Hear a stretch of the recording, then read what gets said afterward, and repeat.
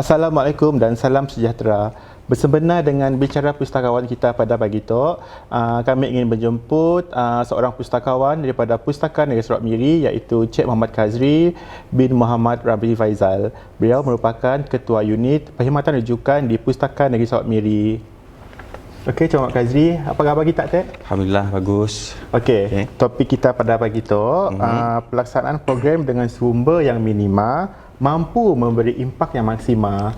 Boleh kita ceritakan sedikit tentang tajuk topik kita pada pagi itu? Okey, berkenaan dengan tajuk tu lah, pelaksanaan program dengan sumber yang minima mampu memberi impak yang maksima. Maksudnya, apa benda yang kita boleh pola dengan sumber-sumber yang minima, sikit saja, tapi kita boleh memberi impak yang besar kepada masyarakat.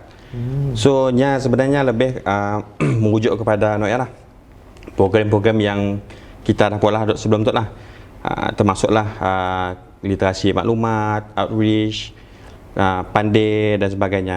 So, tetapi fokus kita pada hari itu, kami memfokuskan kepada pertandingan warisan budaya tempatan lah, yang lebih dikenali sebagai PWBT ataupun local content, which is program itu sebenarnya satu program yang simple, tapi dalam program itu dimuatkan dengan pelbagai konten yang bertaraf, kata orang, bukan bertaraf lokal lah, yang bertaraf kata orang international, which is kita menggunakan standard-standard yang sedia ada.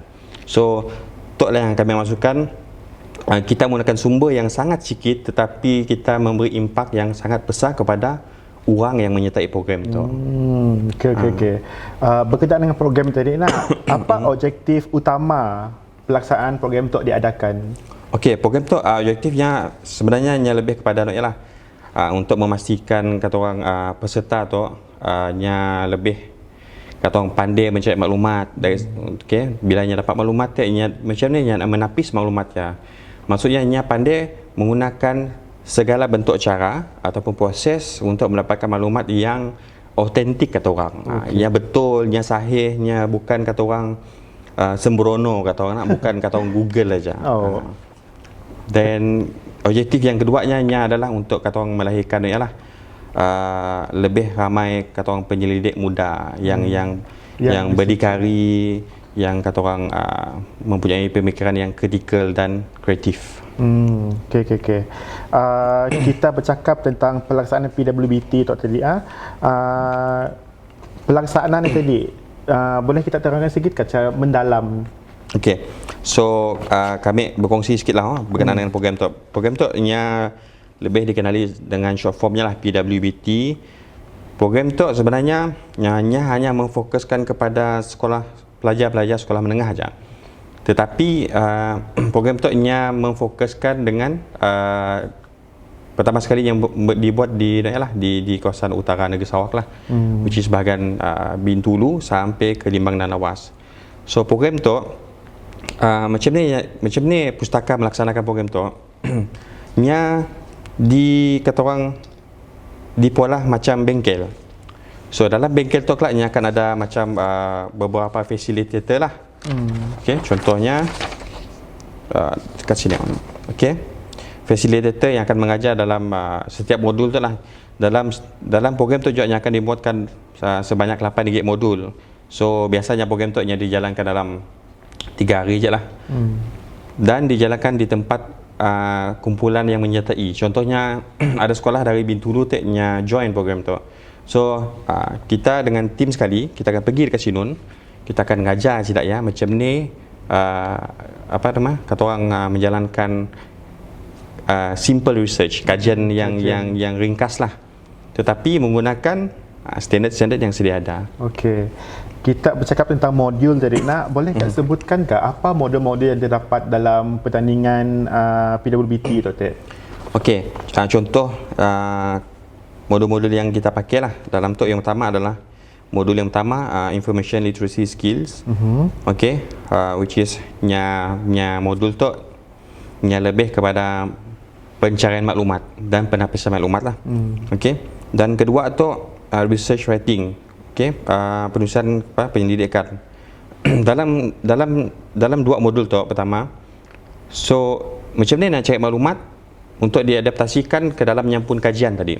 Contohnya mula sikit kajian tadi berkenaan dengan sejarah asal usul penempatan awal di Miri ataupun di Kuching ataupun di Sibu dan sebagainya. So, nya akan cek maklumat sama ada melalui Google, internet ataupun melalui kata orang interview, okey. So nya akan mendapatkan maklumatnya sebanyak mana yang mungkin, kemudiannya olah balik untuk dimasukkan dalam modul kedua tadi, research writing. So bila nya dah ada kata orang konten apa semua, nya akan pergi ke modul yang ketiga lah, referencing and citations. Yang tu menggunakan standard international. Macam ni yang nak menggunakan kata orang citation standard yang sedia. And dekat situ dalam program PWBT tu kita memfokuskan APA lah, American Psychological Association pun standard, which is ni ada bermacam lagi lah, Chicago, MLA dan sebagainya. Tetapi kita menggunakan yang selalu diguna APA style sedikit. Then ni akan pergi pula kepada modul yang keempat, video documentations. So ni dah ada konten, ni dah ada kata orang referencing dan sebagainya. Macam ni yang nak ambil bahan tadi untuknya kongsi dengan audience. Macam ni yang nak kata orang nak nak present benda ya kepada orang luar. So macam ni yang nak ngedit videonya, macam ni yang nak kata orang mengacakkan video lah. Lebih kata orang interface-nya lebih kata orang mengandungi wow factor lah. Okey. So bila nya dah ada video tadi, okey. Yang modul kelima tu yang lebih kepada oral history. Maksudnya contoh tadi nya si dapat nemu bahannya di Google, si dapat nemu bahannya di kata orang online database. So macam kita pola dengan kami tu lah, kita interview semua. Ya, kita panggil sebagai lah oral history lah. Nya ambil semua data, nya interview, nya beri soalan dan sebagainya. So orang yang sebagai sumber maklumat yang kata orang pertama, primary lah. Macam ni nya olah data tadi daripada video, nya pergi ke nya pun slides dan sebagainya untuknya present kelak. Dan yang keenam sekali adalah modul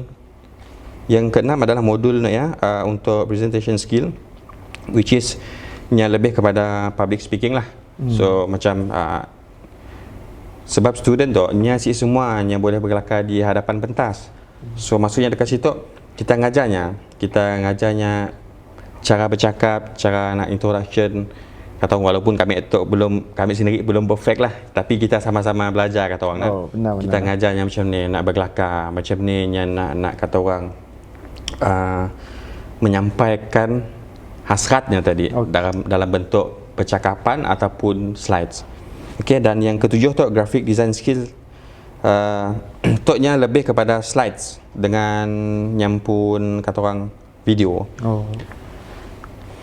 Kalau slide yang tadi dengan video kita nanggap just kata orang Sarawaknya mantak aja. Hitam putih aja nyampunnya. Colornya nyampun video, jangan tak kata orang saya dah edit, saya dah transition, saya dah efek dan sebagainya. Ini akan menjadi kata orang outcome yang macam saya dah standard lah. Yang macam boring. Bila orang anggap pun apa tu? Apa benda tu? Macam saya dah apa? So bila ada graphic design skills tu, nya kata orang secara psikologinya lebih menarik ialah perhatian mata orang, pemikiran orang. Nya akan menarik perhatian macam ni.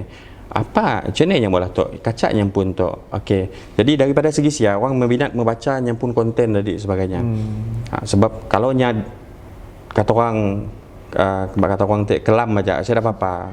Nanggap pun macam boring lah, mengantuk sebagainya. Tapi dengan adanya design skills tu, nya pun slide tadi lebih menarik perhatian, videonya lebih kata orang bertaraf kata orang macam bintang video maker yang lain lah. Okey. Dan last sekali tu modul ke-8 which is cloud storage. Yang tu kita mengajarnya cara menggunakan contohnya iCloud lah, ataupun Google Drive dan sebagainya. Sebab apa kita tekankan benda tu? Seperti kita tahu, kini tu seluruh negeri ataupun seluruh negara Malaysia tu kita memfokuskan kepada benda-benda yang digital. slide pun digital, video digital. So maksudnya bukan maksudnya kita mengabaikan benda-benda yang kata orang klasik, yang printed, bukan.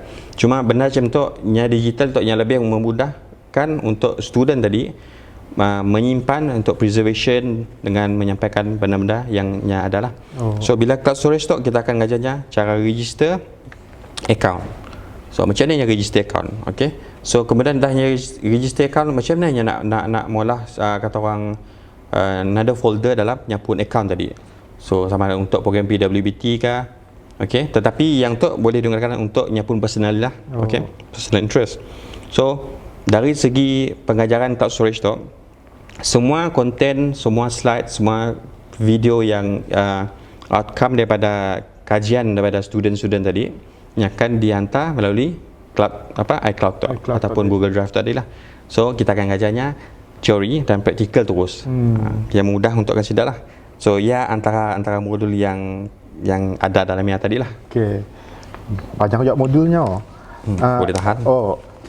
Okey. Pelaksanaan PWBT tu nak, siapakah yang jabatan ni ataupun nok ni yang selalu bekerjasama dengan kita? Okey, dari segi nyampun kerjasama pintar tu sebenarnya banyaklah yang kerjasama yang kita. Contohnya dekat situ Jabatan Pendidikan Negeri Sarawak, okey. Macam SIDAP, Jabatan Pendidikan Negeri tu nya kebiasaannya setiap tahun akan memberi kebenaran kepada pustaka untuk menjalankan program dengan student-student sekolah lah, sama ada sekolah menengah ataupun rendah. Tapi yang tu kita specifically untuk sekolah menengah lah, which is program tu sendiri lah. Dan IPG dan Getin tu yang biasanya memberi sumbangan dalam penyediaan tenaga hakim yang berpengalaman. So maksudnya SIDAP tu support dari segi macam ni yang nak kata orang memberi standard skema pemakahan. Macam ni sepatutnya presentation tu dipolah dan sebagainya. So daripada saya juga contohnya SIDAP Ketin University nya akan memberi konten melalui kata orang proses pembelajaran, which is macam referencing dan citation lah, yang ada support input dalamnya lah. Dan sekolah-sekolah of course SIDAP tu membantu dalam mencari pelajar yang sesuai. Nya si ambil semua pelajar sukati pelajar yang untuk join program tu. Di mana pelajar yang rasa sesuai dan berpotensi untuk join, yang akan tarik pelajar yang untuk join program tu. Okey, sebab apa? Sebab macam sekolah-sekolah tu nya student yang join tadi nya bukan hanya kata orang join pertandingan, tetapi nya sebenarnya diajar satu langkah untuk ke arah universiti. Di mana sebelum tu rasanya kalau peringkat sekolah menengah belum setahu kami lah, belum ada yang kata orang macam diajar untuk referencing macam ni, nak ngambil mula oral history, mula slide dan sebagainya. Dan dari situ ini adalah kelebihan kepada pelajar yang join tadi. Ini akan belajar kata orang basic skills, research writing skill untuk ke universiti. Maksudnya bila dah masuk universiti kelak, bagi SIDAP benda tu nya dah tahu dah, nya dah pernah pola. Jadi yang senang lah. Okey. Dan dari segi contoh kerjasama tu dengan kandungan yang kata orang hasil daripada tu tadi, kita boleh nangganya pun tu lah. Apa nama? Daripada 2008 program tu dah dipola sampai 2020 tu. Okey, nya sebanyak berapa belas tahun dah? 12 tahun. 12 tahun. Okey, nya dah menghasilkan kami boleh pada berapa tu? Boleh menghasilkan 150 gig kajian dah. Okey, yang melibatkan 824 peserta. Banyak. Lepas 5 division dari bahagian Northern tu. Kemudian ada 206 group of young researcher. Maksudnya kita dah mendidik awal SIDAP tu, group tu. Nya macam SIDAP student tu lah yang akan menjadi waris kepada kata orang waris-waris pendidik muda untuk negeri Sarawak kelak. So maksudnya kelak kalau kita ada perlu pembangunan pendidikan sebagainya, SIDAP tu lah yang akan jadi orang utama kelak. So tugas kita nak kata orang membangunkan dari segi minda dan kata orang secara langsung kelak ekonomi Sarawak sekali lah. Okey. Yang tu contoh buku yang kita dah lah. Dah kompilasi lah. Produknya tak lah. Toknya kata orang kita pun ROI. ROI pustaka tu nya bukan kepada kata orang duit, tetapi nya lebih kepada kata orang konten-konten yang kita boleh preserve. Kita ambil just bagi contoh lah. Kita boleh nangka kat situ kepercayaan masyarakat Iban, adat kematian dan sebagainya. Okey, contoh adat kematian tu. Okey, kami bagi contoh lah. Kalau kata orang yang muda-muda gelap, adakah tidak tahu cara kata orang adat kematian sesuatu kaum? Okey, contoh bangsa Iban. Mungkin yang anak cucunya si tahu macam ni adat. Yang dia tahu mungkin dikebumikan, masuk dalam keadaan dan sebagainya. That's it. Contoh macam kami Melanau. Okey, Melanau maksudnya ada caranya lain lagi. Macam dulu nyangka apakah duit ke apa dekat mata macam ni lah. Tetapi bila nya dah convert dalam Islam macam ni lagi caranya. Maksudnya ia bukan kata orang benda-benda asingnya adalah peninggalan sejarah sesuatu kaum yang budaya. Kalau nya kata orang kata orang apa? Si di preserve. Sedang program-program macam tu, benda yang akan kata orang apa? Hilang di telan zaman macam ni lah. Okey. Tok soalan basic lah, cabaran-cabaran dalam pelaksanaan Tok Teh. Okey, biasanya yalah cabaran-cabaran tu kami selarakan stoknya dari segi tu ada 4 lah. Yang pertama adalah masa. Okey. Masa tu sebab apa? Sebab untuk menjalankan program tu kita memfokuskan masa setahun. Okey. So maksudnya dari segi stage pertama kita kenal pasti lokasi. Kita nak kenal pasti pengeluaran surat untuk jemputan-jemputan kerjasama dan sebagainya. Then masa untuk ajak dah ambil masa beberapa lama sikit lah kata orang. Kemudian kita nak bagi lagi masa untuk setiap division tadi untuk kita pergi dengan tim-tim. Ya, dari segi masa. Kemudian dari segi kekangan bajet dengan kaki tangan. Okey. Tim-tim yang menjalankan tu kita bagi kepada 2. So satu tim tadinya biasa dalam 3 ke 5 orang kan, kalau saya salah. 3 ke 5 orang. Tetapi kawasan yang nak di-cover tadi dari hujung Bintulu sampai ke hujung Limbang dan Lawas, Bario Berkelalan. Semuanya lebih kurang dalam 10 orang tadinya cover 2 tim. Jadi untuk kita ngepung masa tadi, masa kata orang penyediaan kertas kajian, penyediaan tajuk, penyediaan video dan sebagainya. Masa kita mengajar, masa yang lain lagi. Masa untuk sidat lagi kita perlu sediakan. So maksudnya masa untuk preparation tidak mendapatkan maklumat tadi kita tidak dapat ambil sebulan, 2 bulan. At leastnya ada beberapa bulan untuk mendapatkan kajian yang betul-betul sahih. So nya bukan sekadar kata orang ambil batu tikam batu ke hujung tu ambil balik. Okay, itulah hasilnya sedang macam mana. Maksudnya kita membiarkannya anyut dulu, nya cari jalan yang betul semua, dan kita baru kita ambil kontennya balik. Lepasnya seperti kita tahu Sarawak tu nya luas. Okey, Sarawak tu nya lebih kurang equal tu semenanjung Malaysia lah, hampir sama besar. Which is kawasannya pembukaan geografinya tu berbeza. Okey, ada yang naik gunung ganang, ada yang make sungai dan sebagainya. So nya cabarannya situ kita perlu melalui semua kawasan yang untuk mencapai sesuatu tempat tadi. Contoh kalau di Miri tu nya ada orang pandai yang ngurus pasal adat kematian tadi. Okey, kita perlu pergi ke sini, paksa pergi ke Bergenu contohnya. Kita perlu jalan dalam setengah jam, 45 minit. Okey, kalau Bergenu tu lagi nya bukan di bandar Bergenu, pasar Bergenu nya di dalam lagi kampung-kampung. Kampung-kampung. Kita perlu naik bukit lagi, turun bukit. Contohnya lah. So ya antara cabaran-cabaran yang kata orang yang selalu dihadapi tetapi benda tu sebenarnya kita enjoy untuk mula benda ya. Sebabnya salah satu kata orang amanah tugas pada pustaka. So ya yang antara cabaran yang setakat tu lah. Ya, cabaran utama lah. Cabaran utamanya. Penjelasan yang tadi nak cabaran-cabaran tadi, apakah pulangannya? Yes, program tu. Okey, maksudnya yang macam tu lah. Adakah program tu berbaloi di pula? Ya sebenarnya punya lah. Bagi pihak pustaka, program tu nya sangat berbaloi. Sebab apa? Sebab kita mendidik kata orang masyarakat setempat untuk jadi kata orang lebih mementingkan pendidikan.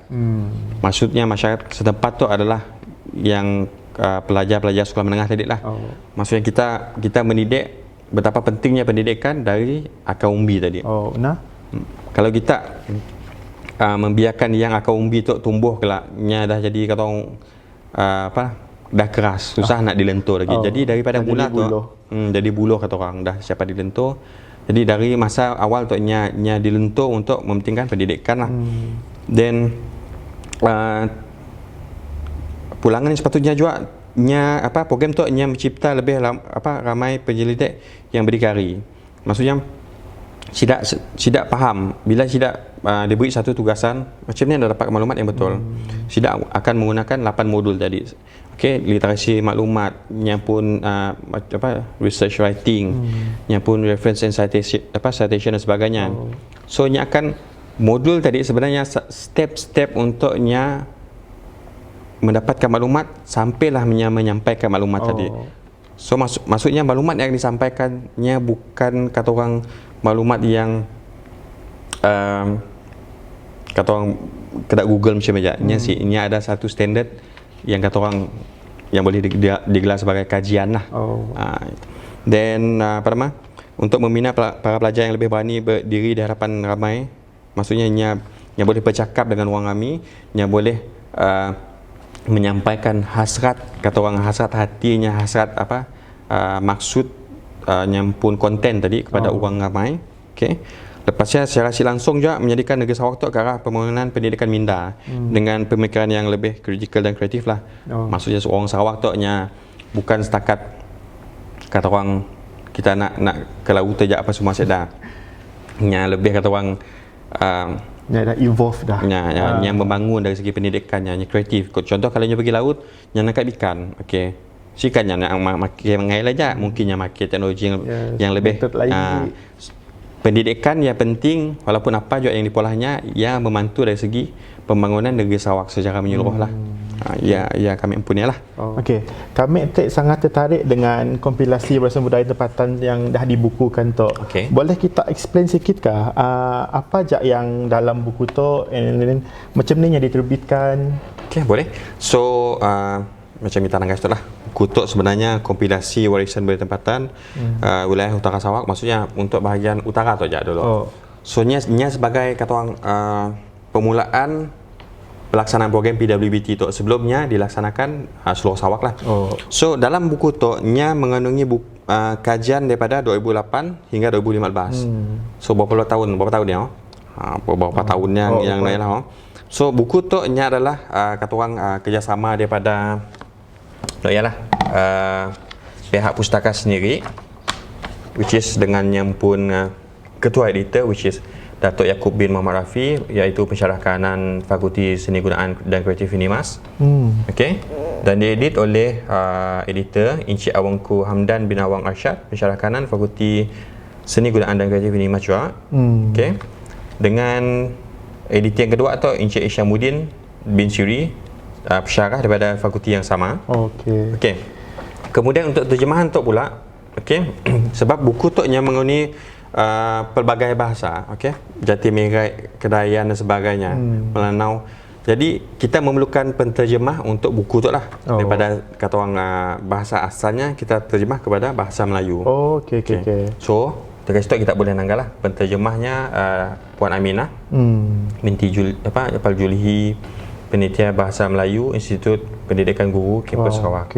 Okey, dan bahagian syutingan tu pula Encik Khairul Fatah, okey, Cik Doris, Cik Sarah Naimah, Encik Huzairi. Sama juga dari segi Fakulti Seni Gunaan dan Kreatif UNIMAS. Maksudnya kita kerjasama dengan pihak UNIMAS untuk menerbitkan buku tu dari segi konten yang kita sediakan dan dikata orang diedit balik daripada yang dari segi bahasanya, dari segi visualnya oleh Sidak UNIMAS. So daripada situ kita boleh nangga juga sekolah-sekolah yang menyertai.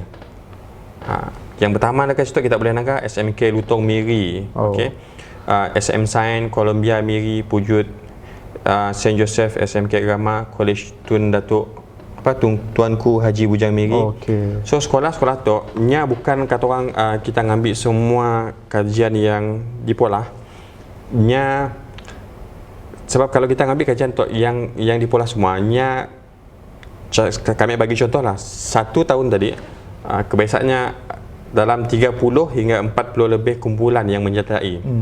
So kalau kita bukukan semuanya, ada konten yang kata orang agak sama, okey. Maksudnya kita combinekan segala benda yang kita ambil yang top 3 daripada setiap tahun, kita compilekan pemenang lah maksud kita. Pemenang. Top 3, top 5 macam ni lah. Yes, betul. Nya diambil sebagai kata orang tajuk utama untuk dibukukan. So ia salah satu kata orang cara kita memberi semangat kepada sidak lah.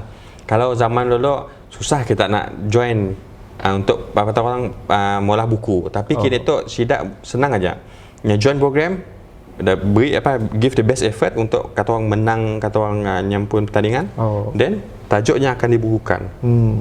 Ia salah satu kata orang pencapaian yang tinggilah setakat tu untuk buku tu.